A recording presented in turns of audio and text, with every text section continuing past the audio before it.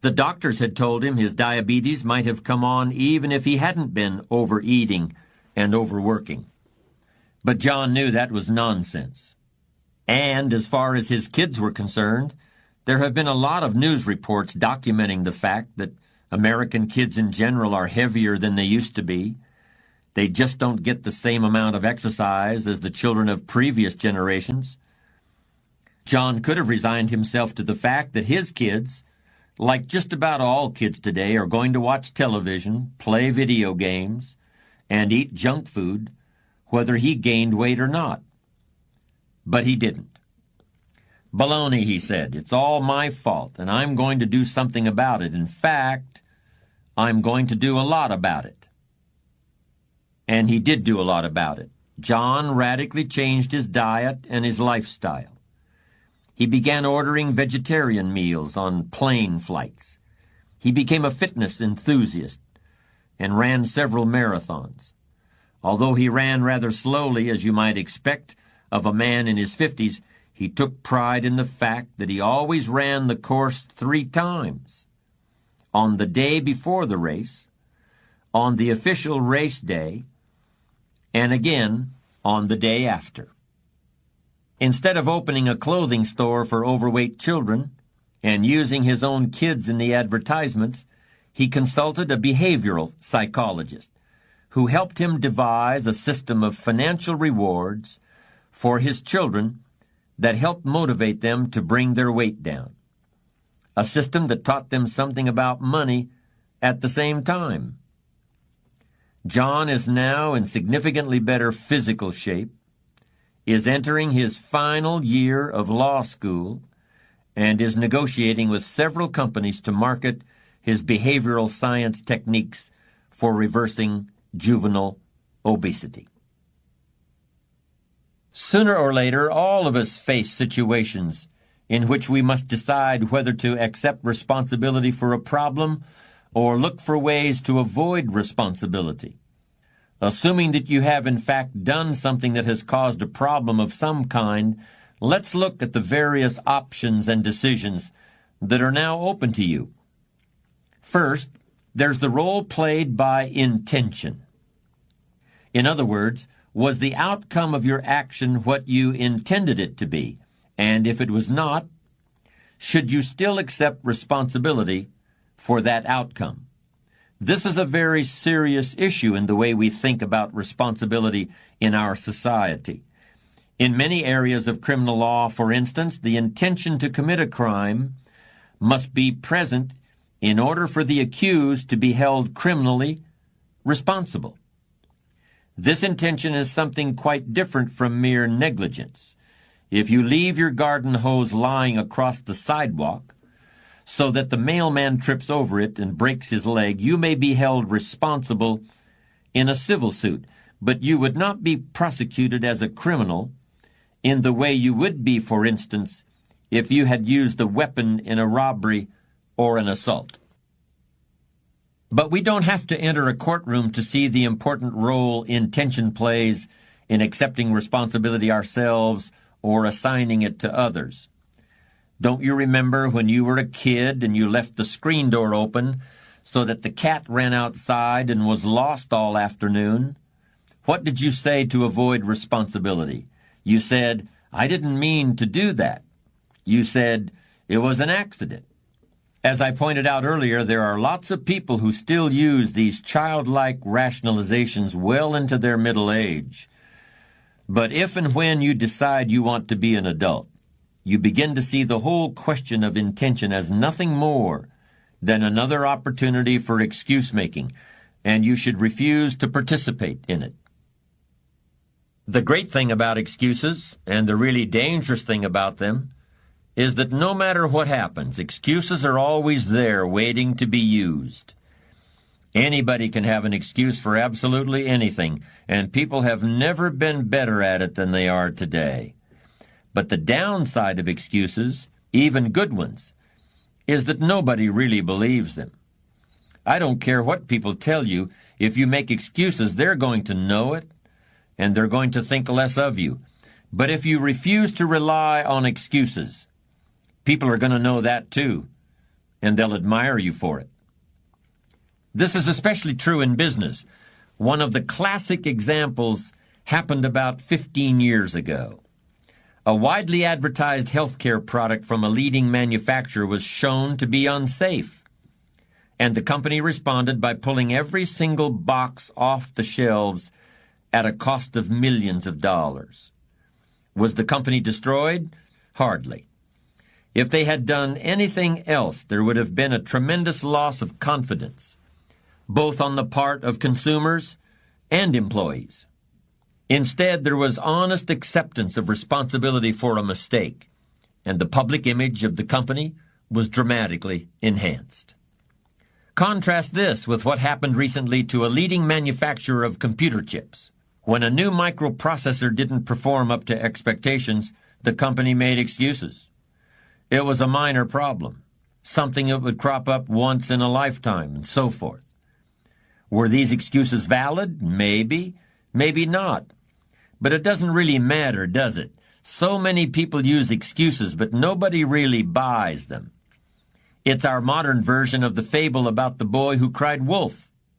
In this case, the computer chip manufacturer finally took so much heat that they did replace the processors, which is what they should have done in the first place. An offshoot of the "I didn't mean to do it" excuse for evading responsibility is the "I wasn't myself at the time" excuse. This really deserves to be a category all its own, particularly since it's received so much attention in the courts, where it often occurs in the form of a defense based on temporary insanity or some other stress-related syndrome. A friend tells me about one day when she flew up from Texas to Los Angeles for a joint presentation that she'd be making along with a fellow from New York City. They had planned it all out, very carefully over the phone. A lot of documents had been assembled, but they both knew that what really counts in face-to-face meetings is personal impression. On this score, my friend felt very confident about the L.A. meeting because her guy from New York City was an extremely charismatic personality. A burly and bearded man, always ready with a joke. He never wore a business suit, and his trademark outfit was a plaid shirt worn with the sleeves rolled up, a loosely knotted knit tie, khaki slacks, and loafers. His favorite expression was, "Let's get the show on the road," and he always said it with such gusto that he sounded like a 19th century wagon master starting a wagon train up the Oregon Trail. Most of all, he could sell refrigerators to the Eskimos. And of course it was all because he was so good at selling himself. You can imagine my friend's extreme surprise and deep disappointment when this usually energetic ball of fire completely dropped the ball in their presentation. When they met in the client's outer office, my friend could hardly believe what she was seeing. The guy from New York was just sitting there, almost like a lump. He had no energy left whatsoever, like every bit of vitality had been drained out of him. When the meeting actually got underway, he seemed to grow even more lethargic, while my friend was left trying to pick up the slack. She was puzzled and could see also the incomprehension on the faces of the people she'd traveled all this way to meet. Here was this big guy in a plaid shirt, all but slumped over like the mouse at Alice in Wonderland's tea party. Was anybody going to invest money in that man's ideas? He seemed about as dynamic as a sack of potatoes. As you might expect, it wasn't long before they were safely outside the building, and my friend wasted no time in asking what in the world was wrong. In response, this usually energetic man in his lumberjack shirt said something about jet lag. It was all because of jet lag, he explained. He just wasn't himself. The flight from New York had been just too much. He'd feel better in a day or so, but for the time being he was just not the man he normally was. He just wasn't himself. Well, it was all she could do to keep from laughing in his face. Here was a guy who looked like a wagon master leading settlers across the continent, and he was put totally out of commission by a first-class flight from New York City. What could she say? Jet lag, is that the problem, she asked? Is that all? Well, not exactly, he replied. There is something else. Now she grew more concerned. Obviously, there was something deeply worrying this man.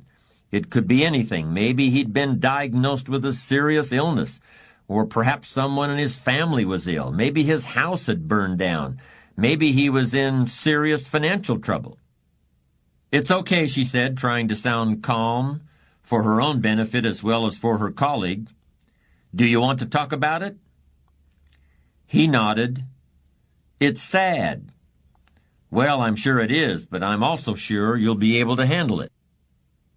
For the first time all day, he smiled a weak little smile.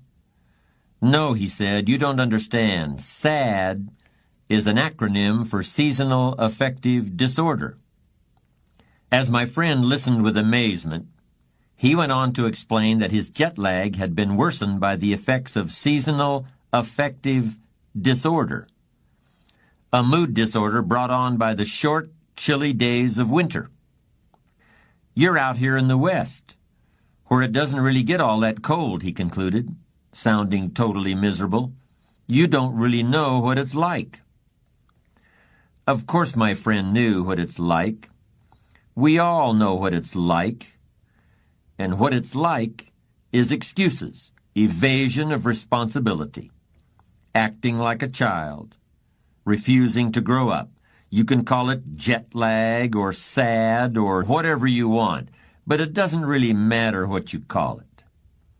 My friend wanted to tell him what she really thought of his psychobabble, but she knew what the class move really was here, and she wanted to make the class move because she wanted to be a strong character. And remember, a strong character assumes responsibility. If you want to be a leader, you must choose to assume responsibility for whatever happens, whether you have to or not. It's like being at the helm of a ship. You are responsible for everything that takes place on your watch. Don't worry about it, she said. I should have been ready to carry the meeting by myself. Next time, I'll be better prepared. Then she caught a cab back to the airport. Let me elaborate a bit further on the relationship between responsibility and leadership. Bear Bryant once said something about this issue. Bryant, of course, was the coach of many great football teams at the University of Alabama. And until his record was broken recently, he had the highest number of victories of any coach in the history of the game. Bryant said that from his point of view, it was impossible for any of his players to make a mistake during a football game. Any and all mistakes were his, because as coach he was solely and completely responsible for preparing his athletes to play error-free football. By saying this, Bryant was truly accepting a leadership role, and he was embracing the special category of responsibility that comes with it. As a leader, you've got to own responsibility for preparing subordinates for the challenges they'll face. And if the result is not successful, you've got to accept responsibility for not having prepared them adequately. Maybe this seems like a harsh standard to live up to, but that's just the way it is. If you can't handle responsibility and leadership, at least admit it to yourself and don't let other people start depending on you. Choose the standard you want to live by and follow through on. In the ancient world, during the time of the Roman Empire, there was an interesting attitude toward this kind of choice-making. It was a brutal world in those days, to say the least. Anything could happen, from plagues to revolutions, to barbarian invasions. Even for the upper classes, it was a challenge just to survive. Yet certain people attempted to do more. There was a tradition whereby people attempted to create themselves and their characters exactly the way an artist would create a painting or a sculpture. And like a work of art, these people looked upon their lives and their characters as things of beauty that would live on after their deaths, in the memories of their friends and families. People who chose to live their lives this way were not monks or ascetics, or in any way removed from life in the everyday world. They were just very serious about building strong character.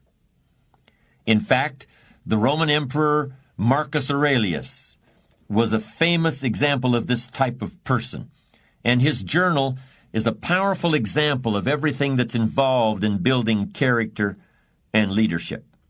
Much of it was written in military camps while the emperor was leading the Roman armies against barbarian tribes in what is now Germany.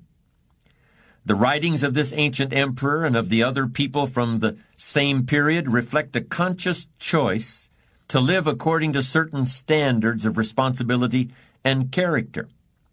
This kind of clear decision about how to build your inner self is something that we rarely see today. Most people want to be good. They want to be ethical and moral and successful in every way.